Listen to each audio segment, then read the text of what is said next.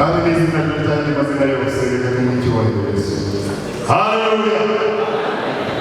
Ngiye gusoma ijambo ry'Imana, ngiye gusoma twerekeza muri teme yo kuba mu miringa agakiza wahawe.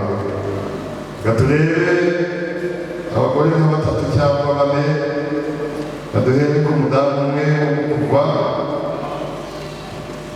igice icyaka biri bihereye ku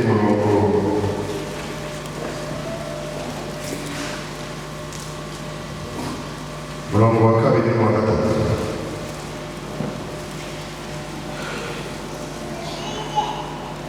Ukuva igice cya kabiri bihereye ku murongo wa kabiri n'uwa gatatu. Baranditse ngo umugore asama inda abyara umuhungu, maze abonye ko ari umwana mwiza amuhisha amezi 3. Ananiwe guhora amuhisha, amubohera akato gapfundikiye mu ntamyi, agasiga ibumba n'ubushishi, ashyiramo uwo mwana, agashyira mu pfundo rwo ku nkombe y'uruzi. Murongo wa 4. Mushiki we aramwitarura amenye ko amenye ikiri mu buheho. Mushiki we aramwitarura amenye ikiri bumeho, ikiri bumubeho. Aho ni hamwe. Reka dusome irindi jambo, Ubami ba mbere igice cya 3, nyuma duhere ku murongo wa 16 tugeze ku wa 28. Paje 323.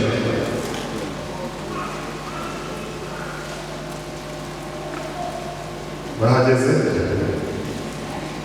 Iyo tujya ngo Salomo aciye abagore 2 imanza. Bukeye abagore 2 b'abamaraya basanga umwami bamuhagarara imbere. Umwe muri bo aravuga ati, Nyagasani, nabanaga n'uyu mugore mu nzu imwe. Bukeye turi kumwe mu nzu mbyara umwana, maze iminsi 3 byaye, uyu mugore nawe abyara turi kumwe, nta mushyitsi wari kumwe natwe muri iyo nzu keretse twebwe ubwacu. Ariko nijoro umwana w'uyu mugore arapfa, azize yuko yamujyanye. Icyo gicuku arabyuka, amuha umwana mu gituza. Ubwo umuja wawe narisinziriye, amujyanisha mu gituza cye, wa wundi upfuye amujyanisha mu gituza cyanjye. Mbyutse mu museke, kose umwana asanga yapfuye, ariko mu gitondo mwitegereje mbona ko atari umwana wanjye yibyaye. N'umugore aravuga ati, oya, umuzima niwe wanjye, wapfuye wawe. Uwa mbere ati, oya, wapfuye n'uwawe, umuzima niwe wawe. Babivuga batyo imbere y'Umwami. Nuko umwami aravuga ati, yewe. Umwe agira ati, umuzima n'uwanjye, wapfuye n'uwawe. N'undi akagira ati, oya, ahubwo wapfuye n'uwawe, umuzima ni wowe. Umwami ati, nimunzanire inkota. Barayimuzanira. Maze umwami arategeka ati, umwana muzima nimumucemo 2, igice kimwe mu gihe umwe, ikindi mu gihe undi. Nuko umugore nyina w'umwana muzima wari umufitiye imbabazi abwira umwami ati, Nyagasani, umuzima mwihorere wimwica, ahubwo nubwo bimeze bite. Ariko undi aravuga ati, ahubwo bamucemo 2, mubure nawe amubure. Uyu mugore si umugome. Umwami ahera arategeka ati, uwo mwana muzima nimumwice na hato. Mumuhe uriya mugore umugore kuko ari we nyina. Nuko Abisirayeli bose bumvise uko umwami yaciye urwo rubanza baratinya, kuko babonye ko ubwenge bw'Imana bwari muri we bwo guca imanza zitabera. Tuvuge amen. Haleluya. Musemere ku bana bagore b'Imana, wahera kuri Yesu Kristo. Nabyo tubisanga muri Matayo igice cya 2:13-16.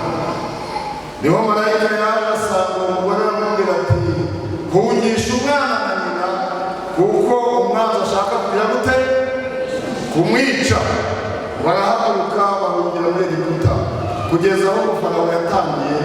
Hanyuma marayika asubirayo akubwira ngo noneho utaha waguhigaga yagize gute, ngo umwana wanjye ngo ave muri Egiputa, kugira ngo ave muri Egiputa. Nari mbazaniye ijambo ryo kurinda agakiza. Iyo bavuze umugore mu buryo bw'umwuka baba bavuze itorero, bavuga umwana mu buryo bw'umwuka bakaba bavuze iki? Agakiza. Ntereye ku rya mbere twasomye, Mose akivuka yavutse mu gihe kibi bari kwica abana, ariko umudamu cyangwa nyina amurebye umwana ari mwiza, aravuga ati uyu mwana wanjye ngomba kumurinda kabone n'ubwo bimeze biti. Muracyanyumva? Kabone n'ubwo turi muri situwasiyo itameze neza, ariko uyu mwana ngomba kumurinda. Agakiza ugomba kukarinda kabone n'ubwo haba hari situwasiyo mbi, ariko Imana yacu niyo idushoboza. Ujye urinda agakiza. Turaza kubigera ngo abonye ko umwana ari mwiza amurinda urupfu, aragenda aramuhisha kugira ngo nawe atapfa kuba.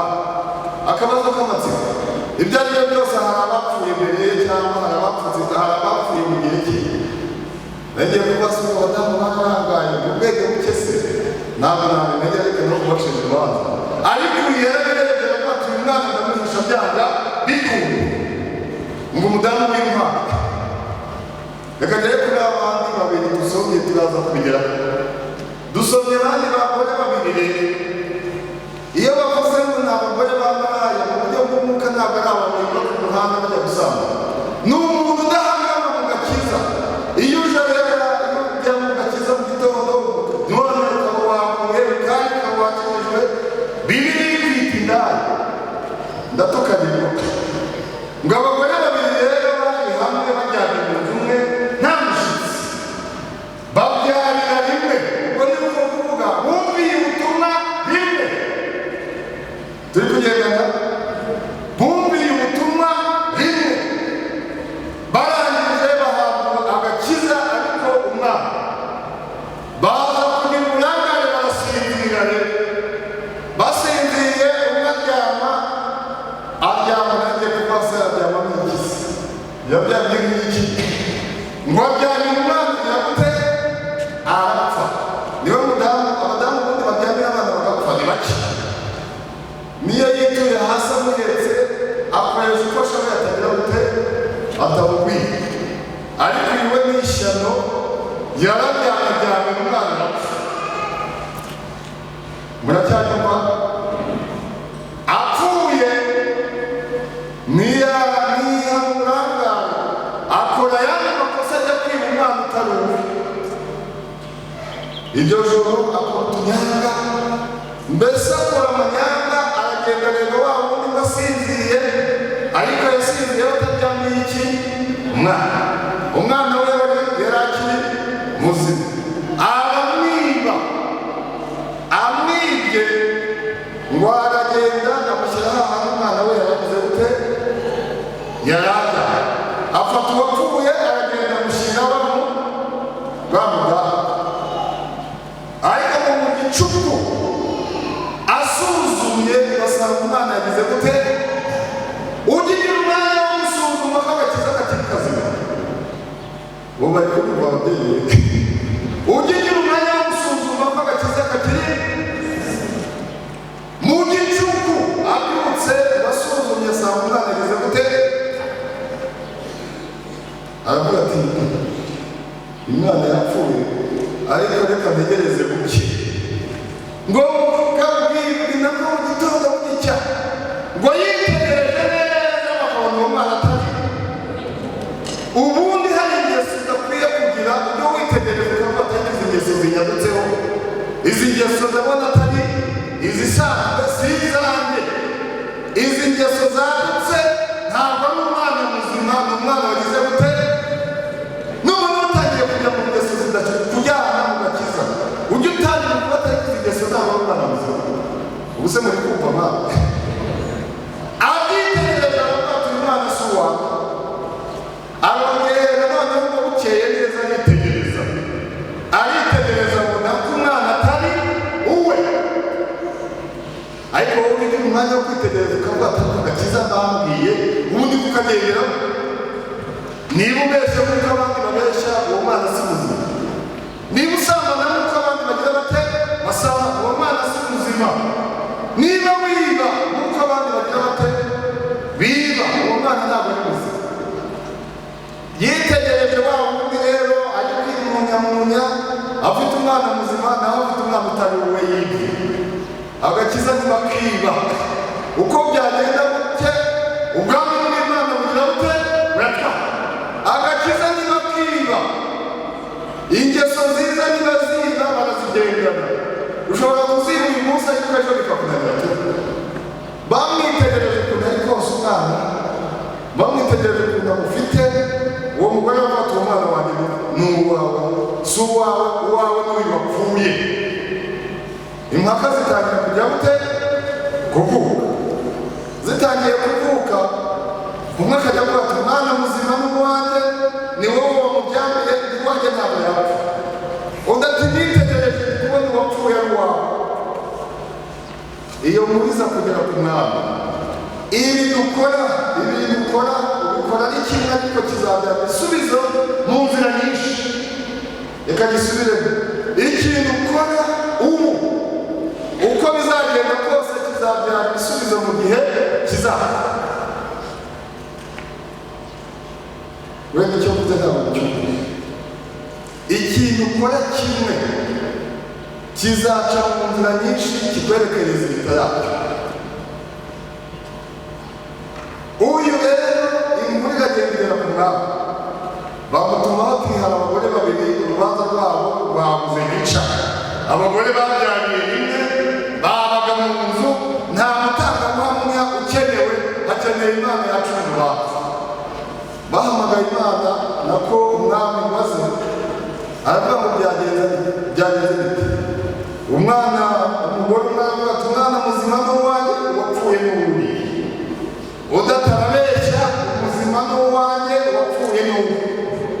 Umwami yumiwe aravuga ati munzanire rero icyuma. Munzanire iki? Icyuma. Babona barakimuhereje, baravuga tugiye kukimaza iki? Utuye mwana tugiye kumucamo kangahe? Kabiri. Umwe atwara igice, undi atware igice. Arabaza ati murabyumva mute? Waba undi wishe umwana niba wafashe ijambo mbere. Abantu rero bajya bagenda bafata ijambo mbere. Aravuga ati ibyo uvuze ni ukuri, mucemo kabiri mubure n'abagire gute. Umwami ahita abona ko umwana muzima atari uwe, kuko nta muntu wagize gute. Satani ntabwo bafitiye agakiza, abashaka kugira ngo umugure nawe agire gute amugure, kuko bazi ko yaciwe iteka. Iyo ugusha mu byaha uvuga ati tubicemo kangahe? Kabiri. Yo kugerayo nanjye sizagerayo, ariko iyi ntego turayica mu izina ryayo. Icyamamaza kurangiza mu gihugu. Umuzima wawe ufite umwana muzima cyangwa ufite impuhwe muzima aravuga ati umwana hafi agasiga, aho kugira ngo mwice mumurekere nzajya mureba ari muzima. Umwana aravuga ati shawe uyu mwana niwo mwice, dore ni no umwana nk'uriya ari kumushyira umwana. Abantu bose baravuga ati uyu mwana avuye bahimbaza. Ariko byavuye yuko umwami yabonye ko umubyeyi cyangwa umugore ahagaze ku gakiza agifite impuhwe z'umwana. Hari abantu buri munsi badafite impuhwe z'agakiza, bakavuga ati ibintu byarashaje by'imitwe, ariko agakiza rinda agakiza kugeza igihe Yesu azaza. Imana yacu nishimye. Agakiza niba gacamo kabiri, agakiza kagomba kuba kuzuye kandi kakaba kuzuye neza. Ugeze Satani kugisatondeye ashaka kuguha. Abandi bagasambana abandi barakora utuntu nabo bakora, ariko urugendo rwacu rurangira muri universite ruzarangira mu ijuru. Imana yacu ishimwe. Mperutse kubona umuntu wagiye kwiga wenyine, agenda ari muzima, agaruka agira ngo ntabashe cyane neza akavutse, aza afite ibintu hano ibintu yarabimazeho, yarashizeho, afite amaherena atatu mu mazuru, afite iherena ringana n'ipine y'igare, yambaye agapira kageze hano, no ku mukondo yarashize iherena ziri cyane. Ndavuga ngo iyi wagira ngo ntabashe cyane neza akavutse. Navuga ni kuba bakamuri ko byakugendekeye bite? Ati wowe ntabwo uzi sipiri bibiye urashaje. Hanyuma ndavuga ngo wowe agakiza barakibye.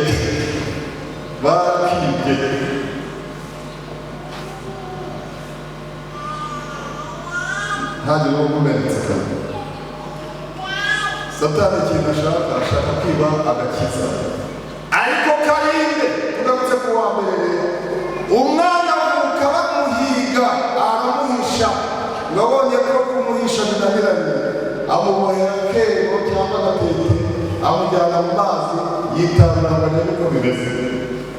Aka gakiza karinde, nubwo bagahiga ugahishe kugeza igihe Yesu azakurengera. Kandi ko kuko yamuhishe yararengewe, umwana aza kuba muzima, kandi aza gutabarwa muri waje kuba nk'umugabo waje gukuramo abayegiputa, abakura nabwo Abayisiraheli bakura mu gihugu cya Egiputa, abambutsa inyanja itukura. Reka duhere Imana yacu cyubahiro. Aka gakiza nukarinda neza ukazakora umurimo, kandi nawe bizaguhesha agaciro, bizakomeza kuvugwa no mu minsi izaba utakiriho. Ariko nukangiza uzata agaciro, nta zina ryawe rizavuga, kuko muri Zaburi haravuga ngo unesha cyangwa mu byahishwe n'abagabo, unesha ibyaha ari izina rye rizavuga, kandi unesha ibyaha azambikwa imyambaro yera. Imana yacu ishoboze mu izina rya Yesu. Naho birashoboka kunesha ibyaha n'ibisa nabyo. Ntuzavuge ngo umunyeshuri cyangwa umwiniti, kunesha ibyaha birashoboka, kandi unesha ibyaha uzambikwa ikamba yera. Imana ishimwe kandi ntihabwe icyubahiro. Tugiye gusenga Imana, ariko nibutse undi mugore umwe umwishyuza yigize kuza, we afite abana babiri, aragenda aribwira umuhanuzi witwa Elisa, aramubwira ati umugabo wanjye yakoreye Imana, none umwishyuza araje arashaka kujyana abana kugira ngo iyo deni turimo rirangire. Undi aramubwira ngo mu rugo ufite iki? Undi aramubwira ati ufite agafu gakeya n'utuvuta. Arangije aramubwira ati ibyo birahagije, ubwo uje gutabaza abana bawe batagenda ndakurengera, genda ubwire ibintu mu baturanyi kandi utatire bike, ahubwo bikore neza. Aragenda aratira ibintu, akibitira asubira kumubaza ati ko bitera ibintu bite? Ati genda usukamo ayo mavuta. Akiyasukamo kuko yarekaranye uburenganzira bw'abana. Iyo aza kuba umudamu cyangwa umugore utitaye ku bana, baravuze ngo n'ubundi abana barangamiye dusigaranye duke, bajyana n'ubundi bawe umuzigo. Agakiza si umuzigo, agakiza kanambeho. Haleluya! Umudamu aravuga ati abana banjye ntibabatware, nawe niba uvuga ati agakiza kanjye ntibagatware, kuko neza niba bitware, kwitwara neza ntibagire bate ntibabiga. Wowe urabyandanya kaga kuranda uyu munsi, ejo ukaba wakoze neza, ejo tukakubona wakoze nabi, kugira ngo wemereho nubwo haba hasigaye gake abana bawe bahimbe, igihe kimwe Yesu azagutabara mu buzima bwawe. Ndabashimiye abadamu barakoze, kandi iyo bavuga umudamu ni itorero, kandi itorero si idini, itorero ni umuntu wakira agakiza. nuko kakiriye ejo ukakangiza, ejo ukakambika ibisiga n'ibyiyoni bikagatwara, ariko uyu munsi reka tukagarura mu izina, turakagarura dutere, ni uguhamagara Imana ati ngwino ugikize udukize, umuzima n'uwanjye ndabizi neza. Satani akavuga ati wapfuye ni wowe, ariko mwamaze kubikemura neza batamuzaniye inkota. Inkota ni ijambo ry'Imana, nubwo n'ibintu byapfuye uzageza mu nzu y'Imana wumva ijambo ry'Imana izakongera usubize ku murongo neza, kuko ijambo ry'Imana n'indorerwamo twibonamo tukongera tukisubiza ku mundamo. Mbese uracyafite agakiza kazima? Amagambo uvuga ashimishije Imana, ibikorwa byawe bishimishije Imana, telefone uvugiraho byo uretse banabifasha bakabyerekana kuri televiziyo, wowe ntiwagira n'isoni zo kubireba. Agakiza kawe karacyakazima kweli? Tugiye gusenga Imana ko Imana ibireba, wowe kutayihisha, kutahana idahishwa, wumva uri muzima mu buryo bw'umwuka, cyangwa twayibwira ati Imana wongere tuzure mu izina rya Yesu, kuko ijambo ry'Imana niyo nkota, kandi ni inkota ikiba inkono izuba. Tugiye gusenga Imana, gatwubike imitwe yacu. Agakiza kawe kugira umwanya wo kugahisha kugira ngo abanzi batakica. Agakiza kawe kugira umwanya wo kukarinda baje kugatwara, ugasanga Imana ikavuga ati mwami ndabona intege zibaye none ntabara, cyangwa urarangara bakagatwara. Uyu mudamu yararyamye, n'ubundi ibyo yaburanaga yafashe ubusa, ariko waburanaga by'ukuri yongera ajyana umwana muzima. Reka tuburane by'ukuri rero bwo kujyana agakiza gaciriwemo kabiri, tujyana agakiza kuzuye, kuko Imana yacu iracyabishoboye. Katuririmbe indirimbo wisuzume neza, tugiye gusaba Imana imbabazi tuyibwire ati Imana turengere, hari igihe twongera tukajya mu isi, kandi dukwiye kugenda urugendo ruzatugeza ku bwami bw'Imana. Imana ndondora umenye ibyo nkora byose, werekane uko ndi kose,